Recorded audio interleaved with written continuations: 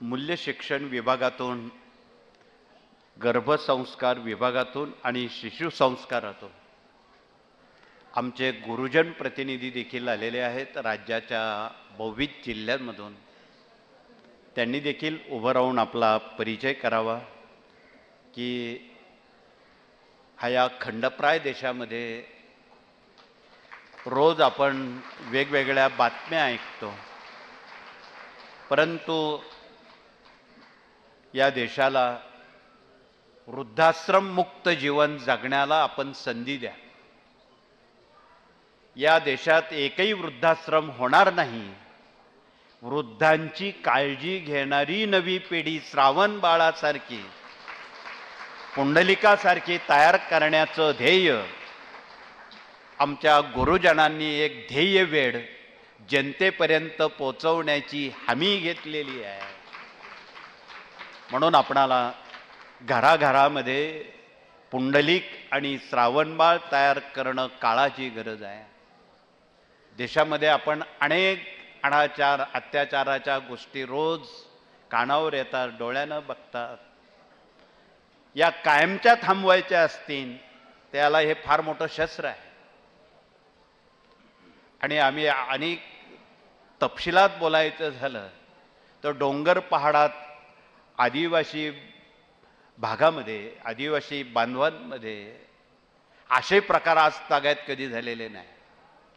आम्ही सातपुड्यात काही वर्षापूर्वी एक उपक्रम राबवलेला होता आणि त्यावेळी सारे आईवडील स्वतःच्या मुलींच्या पाया पडायचे. त्या समाजामध्ये 9-10 वय झालं आईवडील त्या मुलींच्या पाया पडतात. माझ्या देखत काही पालक लोक मुलींच्या पाया पडत असताना मी त्यांना विचारलं, तुम्ही या लहान मुलांच्या का पाया पडता? त्यांनी अत्यंत शांतपणे उत्तर दिलं की हे वय भगवतीचं आहे, देवीचं आहे आणि आम्ही या वयात तिच्याकडे बघताना देवी म्हणून बघतो, म्हणून तिच्या पाया पडतो. परंतु आज तागायत गेल्या लाखो हजारो वर्षामध्ये या समाजामध्ये कुठलेही अनाचार अत्याचार घडलेले नाहीत. हे शाश्वत मूल्य, हे संस्कार पूर्वनियोजित पूर्वजांनी निर्माण केलेले आहेत. एक आदरयुक्त भीती निर्माण झालेली आहे आणि त्यामुळे या देशावर असल्या संस्काराची घराघरात कॉन्व्हेंटमध्ये शिकणाऱ्या नव्या पिढ्यांवर त्याची नितांत जरूर आहे. तरच हे अत्याचार अनाचार थांबतील. म्हणून आपणाला कळकळीचं निवेदन आहे की आपण मूल्य शिक्षण विभाग, गर्भसंस्कार विभाग आणि शिशुसंस्कार विभाग सक्षम का करायचा, तो पुढे खूप काही वाढून ठेवलेलं आहे. आणि हे घराघरात नास्तिक लोकांच्या विचारसरणीपर्यंत ते आपणाला पोचवावंच लागणार आहे, तरच हे थांबू शकेल. सज्जन लोक करतील नवल नाही.